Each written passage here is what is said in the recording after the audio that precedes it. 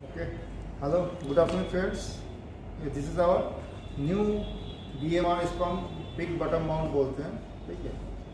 इसका दो कैपेसिटी में आता है, एक 346 लीटर में और एक 376 लीटर में. ठीक है. इसको हम हमारा जो पहले BM मॉडल था कन्वर्टेबल 18-1 उसके अपग्रेड मॉडल है. इसको हम बिग BM बोलते हैं, मतलब बिग बटन माउंट रेफ्रिजरेटर. जैसे बताया, इसका दो कैपेसिटी है. इसका जैसे बॉटम माउंट है, इसका टॉप में जो है मेरा रेप कंपार्टमेंट है. ठीक है. इसमें जो लिखा हुआ है triple inverter and dual fan. ठीक है. ट्रिपल इन्वर्टर मतलब इसमें आपका जो फैन है, दो फैन है एंड कंप्रेसर, तीनों आपका इन्वर्टर टेक्नोलॉजी है. ठीक है. इसलिए triple inverter and dual fan technology है. और डबल फैन है. इसलिए जो हमारा BM था उसमें सिंगल फैन था, इसमें डबल फैन है. और जैसे ये BMR है तो हमारा नीचे का फ्रीजर कंपार्टमेंट है. अब इसका जो डिस्प्ले है, अब इसका डिस्प्ले जो है हमारा डोर में आ गया. ठीक है. तो डिस्प्ले में जो बटन्स है ऑपरेशन के लिए, फर्स्ट है कि ये इन्वर्टर सिंबल दिखा रहा है क्योंकि ये इन्वर्टर टेक्नोलॉजी है. और फर्स्ट जो है मेरा फ्रीज बटन है, जहाँ पे जो टेम्परेचर शो कर रहा है, ये मेरा रेफ जो कंपार्टमेंट है इसका सेटिंग टेम्परेचर शो कर रहा है. उसका नीचे जो है ये मेरा जो फ्रीजर कंपार्टमेंट है उसका सेट टेम्परेचर शो कर रहा है. उसका नीचे यहाँ पे ऑटो सेट है, फंक्शन है, पावर कूल फंक्शन है, टर्बो आइसिंग फंक्शन है. ठीक है. और नीचे जो है ये लॉक बटन है. ये ओनली डिस्प्ले को लॉक करता है ताकि घर में अगर कोई बच्चा हो तो इसके साथ छेड़खानी ना कर सके. तो फर्स्ट अगर मैं इसको ऑपरेट करना चाहता हूँ तो फर्स्ट मेरे को डिस्प्ले को अनलॉक करना पड़ेगा. 3 सेकेंड अगर मैं टच करता रहूँ तो ये मेरा अनलॉक हो जाएगा. इसका जो फ्रीज सेक्शन है, फ्रीज का जो टेम्परेचर सेक्शन है वो +1 से लेके +9 तक है. +1 मतलब मैक्सिमम कूलिंग है एंड +9 मतलब कम कूलिंग है. तो कस्टमर को हमेशा गाइड करना कि इसका जो सेट टेम्परेचर है +4 से लेके +6 के बीच में रखें. ठीक है. +1 जो है इसका मैक्सिमम कूलिंग है और जैसे आप बढ़ते जाएंगे +9 जो है इसका मिनिमम कूलिंग है. उसके बाद यहाँ पे एक ऑफ ऑप्शन दिया हुआ है. ऑफ ऑप्शन में क्या होगा, आपका रेप जो कंपार्टमेंट है इसका कूलिंग बंद हो जाएगा. ठीक है. इसमें कूलिंग नहीं आएगा, लेकिन कस्टमर कब यूज़ करेगा, जब कस्टमर को रेप कंपार्टमेंट को क्लीन करना है. ठीक है. उस कंडीशन में कस्टमर रेप को बंद करके इसको क्लीन करेगा. उसके बाद दोबारा फिर रेप को बंद ऑन कर देगा.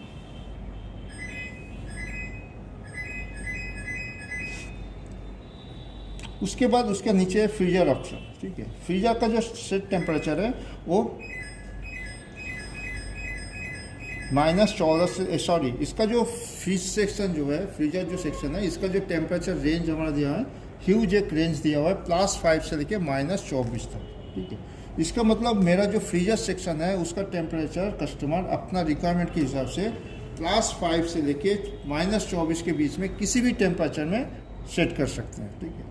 जब इसको फ्रीजर को जब फ्रिज के हिसाब से यूज़ करना है तो उस कंडीशन में कस्टमर इसको प्लस में रखेगा. जब कस्टमर को चिलर के हिसाब से यूज़ करना है तो इसको 0 में रखेगा.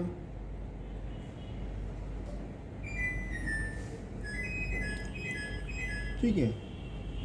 0 में रख के या -1 में रख के इसको चिलर के हिसाब से यूज़ कर सकता है. कस्टमर को इसको सॉफ्ट फ्रीजर के हिसाब से यूज़ करना है तो कस्टमर इसको -7 में रख सकता है.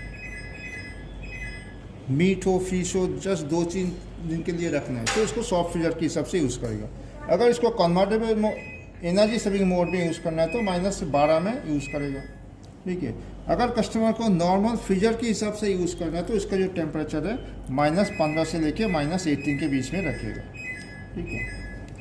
और कस्टमर को फ्रीजर सेक्शन को अगर सुपर फ्रीजर में मतलब तो कस्टमर को फ्रीजर में फर्स्ट कूलिंग चाहिए तो कस्टमर इसको -22 से लेके 24 के बीच में सेट कर सकता है.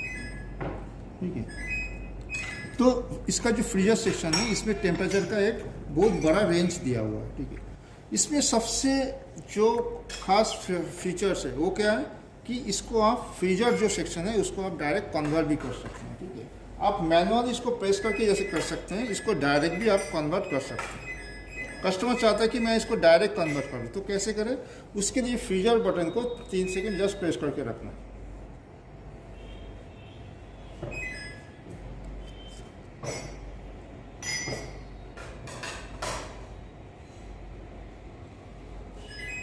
तो डायरेक्ट कन्वर्ट हो जाएगा, ठीक है। लेकिन एक चीज़ यहाँ पे आपको ध्यान में रखना है, जब फ्रीजर को कन्वर्ट करना है तो फ्रीजर सेक्शन में जो टेम्परेचर आएगा, मेरा रेफ में कितना टेम्परेचर है उस हिसाब से आएगा।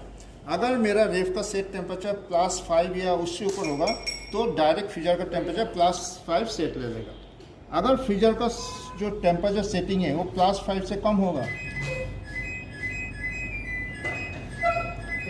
तो मेरा फ्रीजर का जो सेट टेम्परेचर है वो उतना ही लेगा या उससे कम लेगा, ठीक है। तो जैसे मैंने यहाँ पे +3 किया तो यहाँ पे +3 आ गया, ठीक है। अगर फिर मेरे को यहाँ के +5 करना है तो मेरे को फर्स्ट फ्रीजर जो टेम्परेचर है इसका टेम्परेचर को पहले बढ़ा लेना है, ठीक है। उसके बाद आता है यहाँ पे ऑटो सेट। ऑटो सेट में क्या होगा, मेरा फ्रीजर एंड रेफ ये दोनों का जो टेम्परेचर है बाय डिफ़ॉल्ट +5 एंड -18 में सेट हो जाएगा। अगर हम चाहते हुए भी इसको मैनुअली और चेंज नहीं कर सकते हैं, ठीक है। जो कस्टमर चाहता है कि रेगुलर बेसिस से उसको चेंज नहीं करना है, उस टाइम कस्टमर इसको यूज़ करेगा, ठीक है।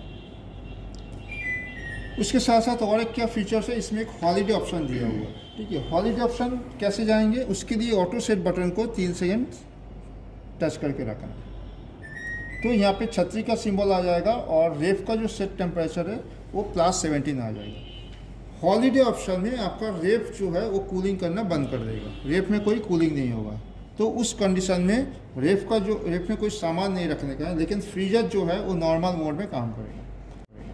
इसमें 17 टेम्परेचर इसलिए मेंटेन होगा ताकि यहाँ पे कोई सामान वगैरह यहाँ पे कोई स्मेल ना आ जाए या बैक्टीरिया फंगस पैदा ना हो, ठीक है। अगर कस्टमर घर में कोई कभी ऐसा हो सकता है कि कस्टमर का घर में उसका मेंबर्स जो है वो घट गया है, ठीक है, कस्टमर को फ्रीजर का रिक्वायरमेंट नहीं है, उस कंडीशन में कस्टमर घर में रहते हुए भी हॉलीडे मोड का ऑप्शन ले सकते हैं, ठीक है। तो उस टाइम कस्टमर क्या कर सकते हैं कि हॉलीडे में करके इसको अगर कन्वर्ट कर देंगे,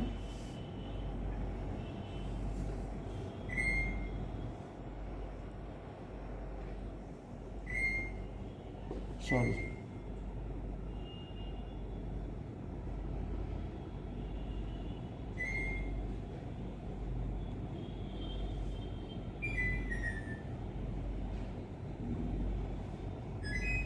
ठीक है। तो अभी क्या है, मेरा ये जो फ्रीजर, इसमें फ्रीजर कोई ऑप्शन नहीं रहा, मेरा रेप बंद हो गया और फ्रीजर को मैंने रेप बना दिया, ठीक है। और रेप अभी फ्रीजर जो मेरा रेप बन गया उसका टेम्परेचर भी हम +5 से लेके -24 के बीच में कहीं पे भी रख सकते हैं एज पर कस्टमर रिक्वायरमेंट, ठीक है। ये हॉलीडे मोड है, जब तक ना कस्टमर इसको दोबारा यहाँ से इसको निकलेगा तब तक ये चलेगा, ठीक है। मतलब ये ऐसा नहीं कि ऑटोमेटिक आ जाएगा, कस्टमर जब अब उनका रिक्वायरमेंट फुलफिल हो जाएगा तो डायरेक्ट इसको टच करके हॉलीडे मोड को हटा सकते हैं। उसके बाद आता है कि पावर कूल में रेप सेक्शन जो है, अगर कस्टमर को यहाँ पे फास्ट कूलिंग चाहिए तो उस कंडीशन में कस्टमर पावर कूल ऑप्शन चालू कर सकते हैं, ठीक है।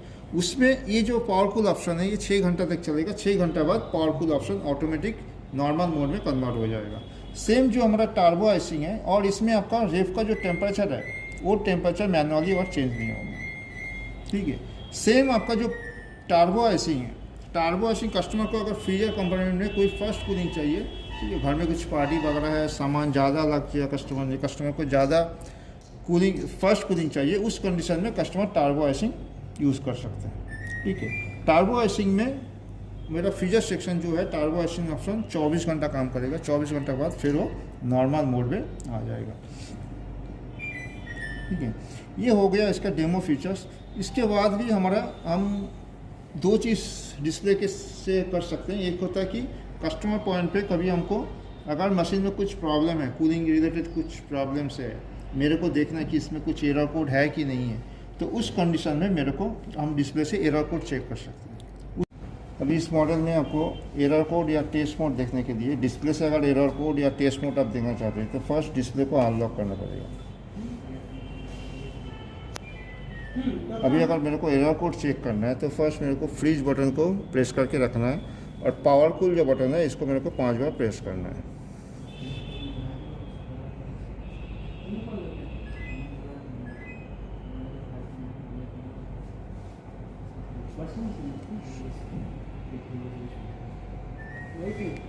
अगर कोई एरर नहीं है तो यहाँ पे डॉट डॉट आ जाएगा। अगर मशीन में कुछ एरर होगा तो वो डिस्प्ले में आ जाएगा। और अगर कुछ एरर आएगा तो उस टाइम फिर मेरे को एक बार लॉक बटन प्रेस करके देखना है कि उसमें दूसरा कोई एरर है या नहीं। अगर मेरे को टेस्ट मोड चेक करना है तो फ्रीज बटन को प्रेस करके टर्बो आइसिंग को 5 बार प्रेस करना है। T1 आ जाएगा। T1 में मेरे को फैन मोटर, कंप्रेसर और डैम्पर ये सारी चीज़ चेक करना है, ठीक है। अगर मेरे को डिफर साइकिल चेक करना है तो T1 कंडीशन में मेरे को लॉक को दोबारा एक बार प्रेस करना है, तो T2 हो जाएगा। पीसीबी हीटर को सप्लाई देगा, ठीक है। और उस कंडीशन में मेरे को देखना है कि हीटर ऑन हो रहा है कि नहीं और हीटर कितना देर चल रहा है। हीटर तब तक चलेगा अगर मशीन में मेरा कूलिंग है तो डिफर सेंसर पे जब तक ना +10 डिग्री टेम्परेचर आएगा तब तक पीसीबी हीटर को सप्लाई देगा। अगर डिफर सेंसर में टेम्परेचर +10 से ऊपर है तो ओनली 10 सेकंड के लिए हीटर पीसीबी हीटर को सप्लाई देगा, ठीक है। उसके बाद हम T3 T4 करके, T3 जो है हमारा फ्रीजर में बेस में एक हीटर दिया हुआ है स्वेटिंग रोकने के लिए, तो उसको चेक करने के लिए है। और उसके बाद जो T4 T5 T6 है वो R&D के लिए।